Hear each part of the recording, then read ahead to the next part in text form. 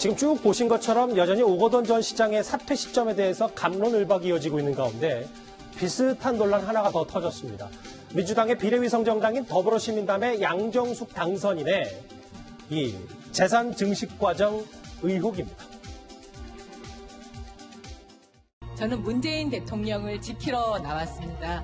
여러분들 그 노무현 대통령에게 가해졌던 그 부패한 검찰 권력이 얼마나 모욕감과 폭행을 가했는지 다 기억하고 계시지 않습니까?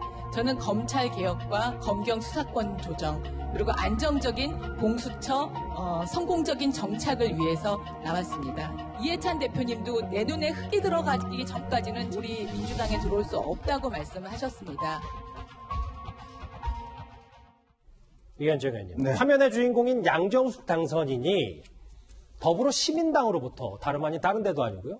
제명 조치를 받았고 검찰 고발이 됐습니다. 어떻게 된 겁니까? 참 황당하다고 해야 되나요? 어이가 없다고 이야기를 해야 되나요? 정말 저 이야기를 들어보면 검찰 개혁을 위해서 공수처 운운하는데 제가 볼 때는 아마 공수처가 생기면 이런 부분도 아마 짚어보지 않을까 싶은데요. 자, 이 지금 양정숙 당선인 같은 경우는 민변 출신의 변호사입니다. 그리고 요 직전에 국가인권위원회 비상임위원을 했어요. 네. 그것도 국회 통과했습니다. 근데 45일 만에 사퇴를 했어요. 자, 그때도 이게 비판이 많았습니다. 왜냐하면 아니 국회에서 통과된 비상임위원이 갑자기 그만두고 지금 총선에 출마하겠다고 여당에 들어간 거예요. 근데 이분이 보니까 이 재산이 이제 처음에 지난 20대 총선에 그때도 비례대표 19번이 됐어요. 그때 재산 등록한 게 한 40몇 억 정도 됐습니다.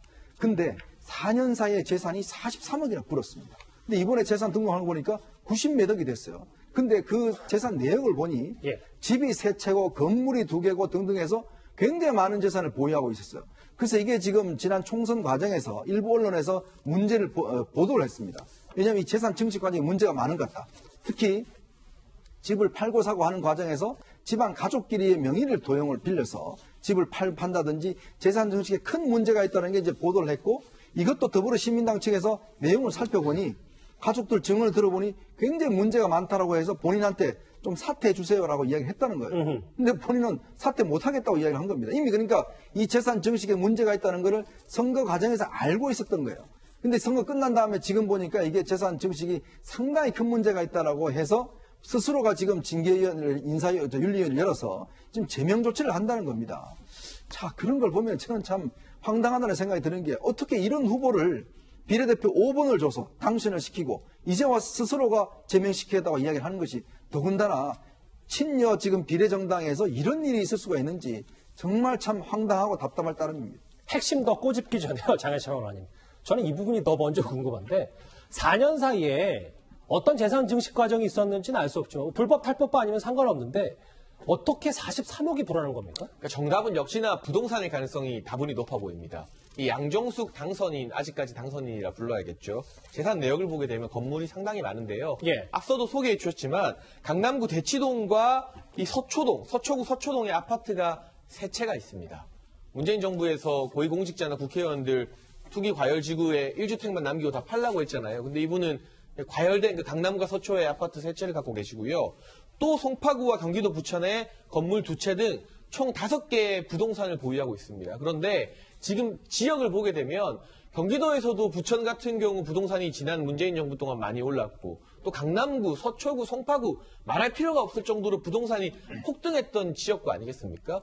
그곳에서 부동산을 가지고 재산을 이렇게 증식한 것만으로도 사실상 법적으로 문제가 없어도 도덕적으로는 투기로 재산 증식을 한 것이 아니냐는 비판을 분명히 받을 수 있거든요.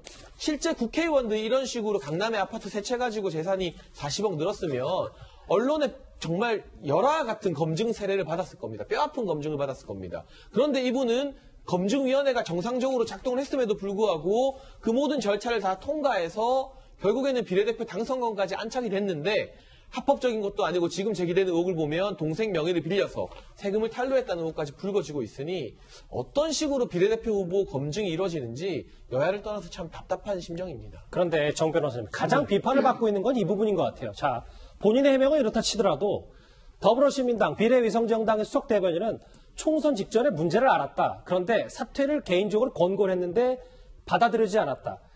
이제 당이 취할 수 있는 가장 강도 높은 조치를 취할 방침입니다.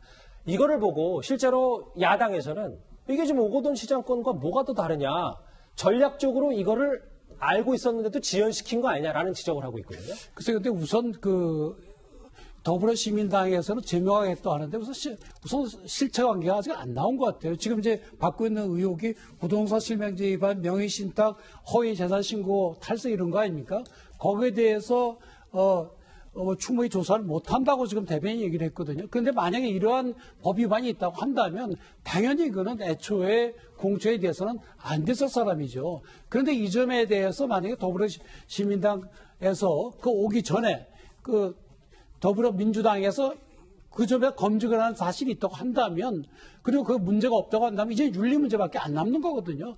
그 점에서 좀 더 조사가 더 필요한 것이 아닌가. 과연 지금 이렇게 재윤경 수석 대변인 말대로 위법이고 또 윤리적 위반이 있는 것인지, 아니면 양정숙 당선인 말대로 더불어민주당의 그런 엄격한 검증을 통과했다고 볼 수 있을 것이, 아직 실체 관계가 아직 안 밝혀진 것 같아요. 상당히 의혹은 있는 건 충분히 있고요. 그런데 총선 전에 알았다고 했고, 대응이 시간이 촉박해서 못했다.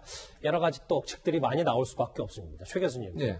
자, 제명이 됐고, 검찰 고발, 법적인 거 말고 국회의원 당선인으로서 제명이 되면, 근데 이제 앞으로 어떻게 되는 거예요? 그래도 당선인 아닌가요? 그 당선인이에요. 만약 그러니까 당에서 제명하는, 본인이 사퇴를 하지 않는 이상은요, 비례 승계를 할 수가 없어요. 지금 비례대표잖아요. 그러면 원래는 사퇴를 한 비례 승계를 하게 되는데, 그래서 아마 시민당의 사퇴를 여러 번 종용을 한 것 같아요. 그러니까 총선이 시작되기 전에도, 그러니까 선거가 시작되기 전에도 아마 사퇴를 종용한 것 같고, 그 뒤에도 사퇴를 종용한 것 같은데, 예. 만약 본인이 사퇴를 안 하고 당에서 제명만 시키면 본인은 무소속으로 의원직을 계속 유지하게 됩니다. 그렇게 되면 이제 시민당 입장에서는 아마도 법적 조치에 들어갈 가능성이 있어요. 지금 시민당에서 생각하는 건 선거법 제250조에 보면 허위사실 공표죄가 있습니다. 이 부분은 당선 무효가 될 수 있는 상황이 될 수 있기 때문에, 실제로 이번에 재보궐선거에 실제 부산 중구청장 같은 경우도 재산을 축소 신고를 해서 당선 무효가 된 사례가 있거든요. 이 사례를 준용해서 만약 법적 다툼을 해서 당선 무효가 되고 승계하는 방안을 추진하지 않을까 그렇게 예상이 됩니다. 글쎄요. 21대 국회가 시작도 하기 전에 한 달 가까이 남았는데, 이렇게 집권 여당의 비례위성정당 비례 당선인이 제명 조치를 받았습니다.